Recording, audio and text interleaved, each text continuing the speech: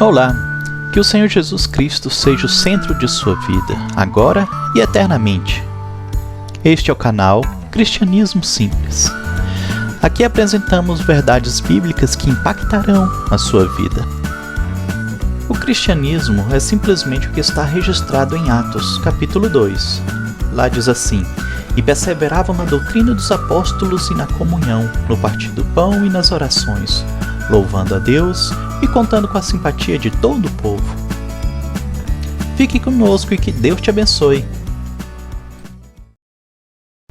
No vídeo de hoje abordaremos o tema O Evangelho e a Salvação. Esse tema é composto por 4 partes. Assista agora a parte 4.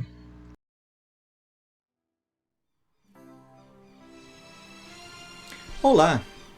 Continuando o tema sobre o Evangelho e a Salvação, falaremos hoje sobre os aspectos que acompanham a salvação. Essa salvação que uma vez nos foi dada por Deus. Nos vídeos anteriores abordamos sobre a condição natural do ser humano e para o que ele está sendo destinado desde a hora do seu nascimento. A condição do ser humano é de ser inimigo de Deus e ele está destinado ao inferno. Destinado a passar a eternidade sozinho, remoendo ódio e amargura contra Deus e contra tudo que Deus fez, completamente só. Essa é a segunda morte, essa é a perdição eterna. Mas Deus, com seu imenso amor e sabedoria, ele providenciou um plano chamado a salvação. Esse plano pode mudar o destino eternamente do ser humano. Além, é claro, também de mudar completamente a sua mentalidade. Esse plano é Jesus, e uma vez que uma pessoa aceita o pagamento feito por ele, ou seja, aceita ser salvo por Jesus, verdadeiramente se torna-se salva. Essa salvação que uma vez nos foi dada não será mais retirada. Mas será que essa afirmação não abre uma brecha para que vivamos em pecado? Uma vez que não importa o que façamos, jamais seremos condenados? Boa pergunta, não é?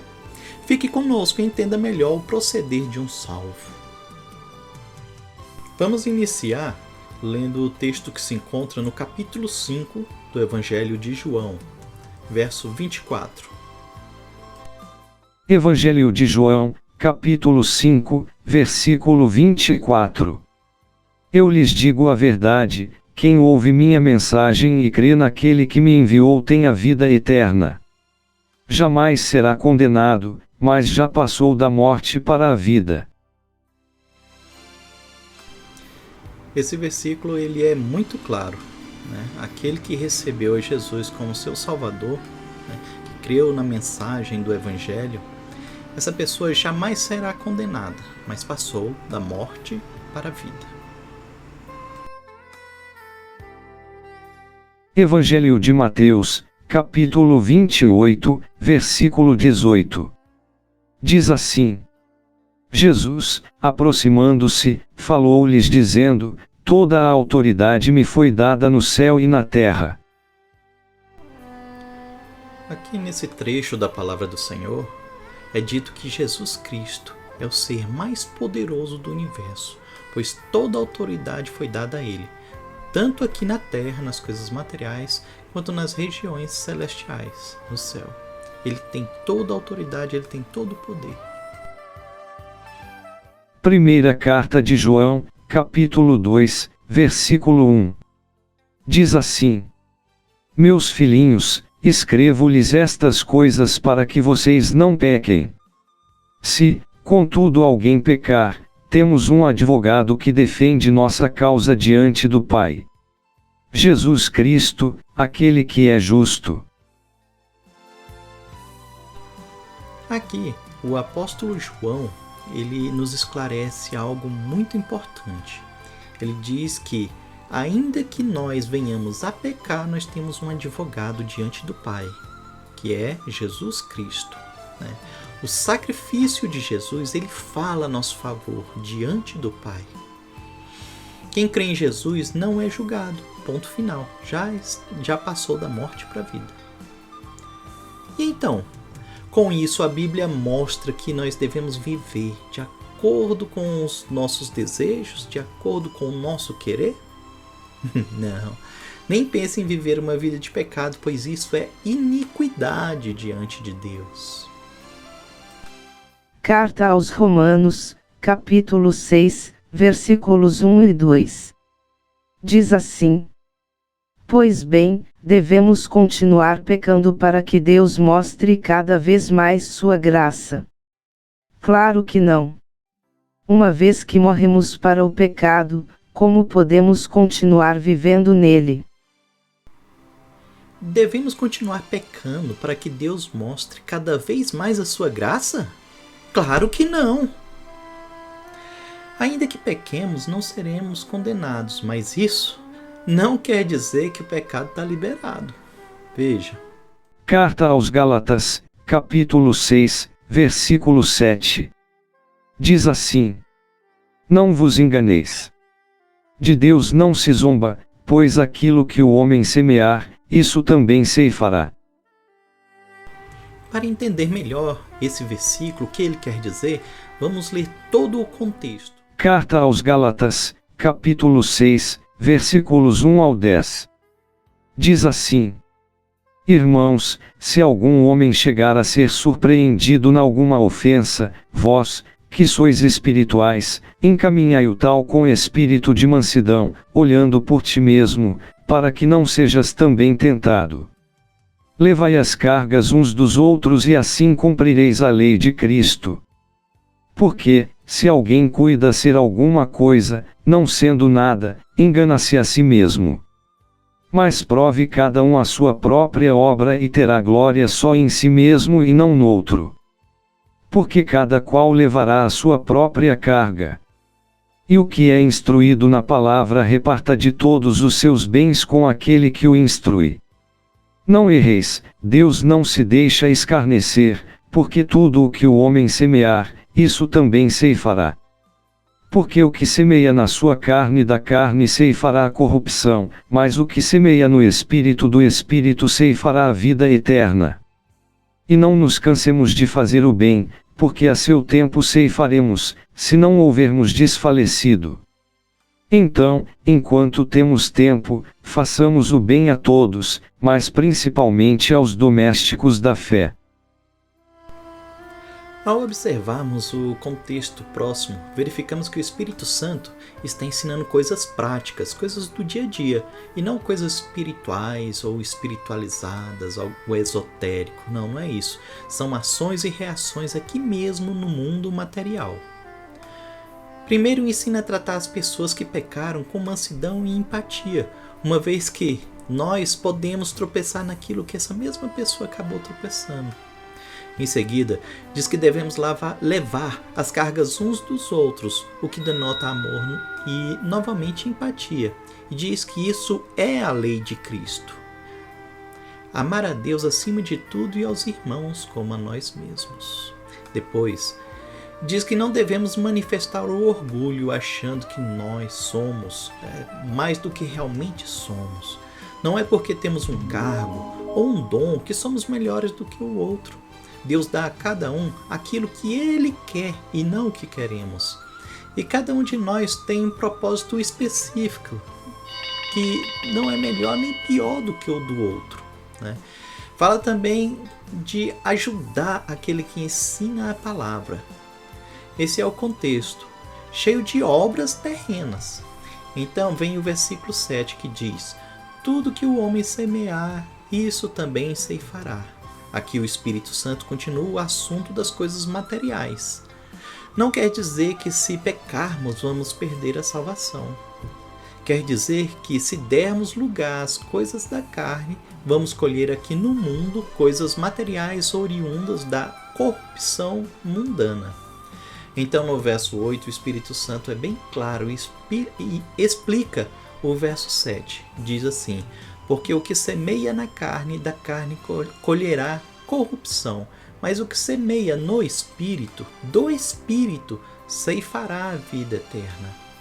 Sim, essa colheita material será aqui na terra. O que dá lugar à carne sofrerá as consequências aqui na terra. O que dá lugar ao Espírito receberá a recompensa celestial.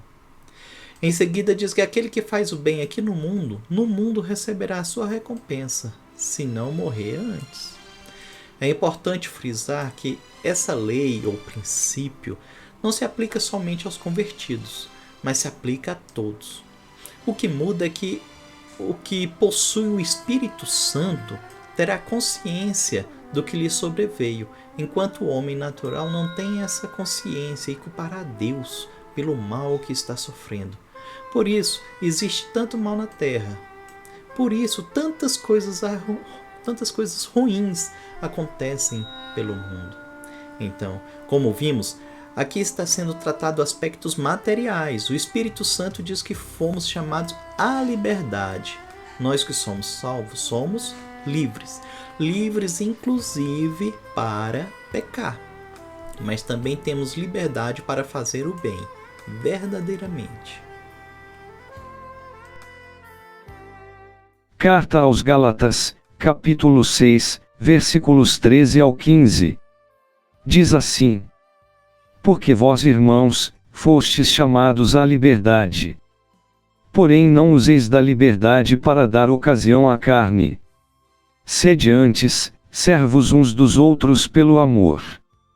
Porque toda a lei se cumpre em um só preceito, a saber: amarás o teu próximo como a ti mesmo. Se vós, porém, vos mordeis e devorais uns aos outros, vede que não sejais mutuamente destruídos.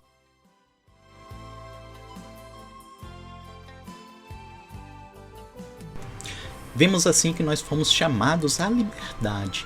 Liberdade para pecar, mas também a liberdade para agradar a Deus e fazer o que é justo, fazer o que é correto.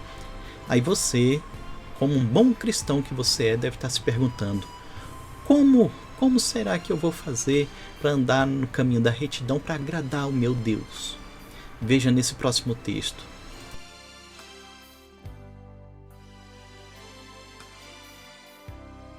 Carta aos Gálatas, capítulo 6, versículos 16 ao 26. Diz assim: Por isso digo: deixem que o Espírito guie sua vida. Assim, não satisfarão os anseios de sua natureza humana. A natureza humana deseja fazer exatamente o oposto do que o Espírito quer, e o Espírito nos impele na direção contrária àquela desejada pela natureza humana. Essas duas forças se confrontam o tempo todo, de modo que vocês não têm liberdade de pôr em prática o que intentam fazer. Quando, porém, são guiados pelo Espírito, não estão debaixo da lei. Quando seguem os desejos da natureza humana, os resultados são extremamente claros: imoralidade sexual, impureza, sensualidade, idolatria, feitiçaria, hostilidade, discórdias, ciúmes, acessos de raiva, ambições egoístas, dissensões, divisões, inveja, bebedeiras, festanças desregradas e outros pecados semelhantes. Repito o que disse antes: quem pratica essas coisas não herdará o reino de Deus. Mas o Espírito produz este fruto: amor, alegria, paz, paciência, amabilidade, bondade, fidelidade, mansidão e domínio próprio. Não há lei contra essas coisas. Aqueles que pertencem a Cristo Jesus crucificaram as paixões e os desejos de sua natureza humana. Uma vez que vivemos pelo Espírito, sigamos a direção do Espírito em todas as áreas de nossa vida. Não nos tornemos orgulhosos, provocando e invejando uns aos outros. Então, nesse texto que foi lido, nós podemos ver duas listas de coisas que provêm. Uma provém da carne e outra provém do Espírito. Vamos ver só o que provém da carne: imoralidade sexual, impureza, sensualidade, idolatria, feitiçaria, hostilidade, discórdias, ciúme, acesso de raivas, ambições egoísticas, dissensões, divisões, invejas, bebedeiras, festas desregradas e outros pecados semelhantes a estes. Isso aqui é o que provém da carne. né? E tem uma lista de coisas que provém do Espírito. O que são? Olha só: o amor, alegria, paz, paciência, amabilidade, bondade, fidelidade, mansidão e domínio próprio. Então temos aqui duas listas: a lista das coisas da carne e a lista das coisas do Espírito. Os frutos da carne e os frutos do Espírito. Então um salvo que dá vazão e acessos de raiva perderá a salvação? Não. Então, se você praticar imoralidade sexual, impureza, sensualidade, idolatria, sendo salvo, você vai perder a sua salvação? Não, de forma alguma. Entretanto, poderá acabar respondendo processos e até sendo perseguidos e presos aqui nesse mundo. Veja só, a pessoa que é ciumenta, ela pode praticar o ciúme, ter inveja, partir para a briga, partir para o mal, matar uma pessoa. O que isso vai trazer na vida dela de consequência? Você planta na carne, da carne você vai colher o quê? Corrupção. Vai colher corrupção, vai colher a miséria, vai colher a desgraça. Se você mata uma pessoa, se você tem sentimentos maus, se você é egoísta, cara, só vem coisa ruim para você depois. Só vem coisa ruim. Você vai pagar aqui na terra, nesse mundo, você vai colher aqui na terra, nesse mundo, o fruto da carne, o fruto daquilo que você plantou. Então, se você planta essa lista de coisas ruins, aqui na terra, nesse mundo, você vai colher coisas ruins.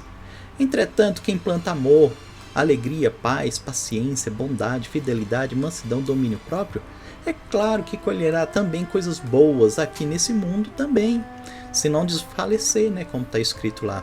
Ou se você não morrer e não parar de praticar as coisas que é boa, com certeza as coisas boas vão vir sobre você. Se você morrer, é claro, você não vai pagar por isso, você não vai colher o bem, nem vai colher o mal, né? Mas ninguém quer morrer. Claro, ninguém quer morrer. E dessa forma, tudo que o homem semear aqui na terra, ele também colherá. Não vai abalar a salvação, ele vai para o céu, mas vai pagar aqui na terra. Ou ele vai pagar o mal que ele fez, ou ele vai ganhar o bem que ele praticou. Veja só o que está escrito a seguir. Carta aos Gálatas, capítulo 6, versículo 13. Diz assim: Porque vós, irmãos, fostes chamados à liberdade. Porém não useis da liberdade para dar ocasião à carne. Então, meu irmão, não dê ocasião à carne, não fique pensando nas coisas ruins, nas coisas más desse mundo, nos frutos da carne, como imoralidade, impureza, idolatria, feitiçaria, ciúmes, invejas, acesso de raiva. Tira isso da sua cabeça, pois só vai vir coisa ruim aqui nesse mundo. Você pode ser salvo, quando você morrer você vai para o céu, mas aqui nesse mundo você vai pagar, tá? Tira isso da sua cabeça, pare de pensar nessas coisas. Pare de assistir telejornais. Só tem desgraça e coisa ruim. Tira isso da sua cabeça.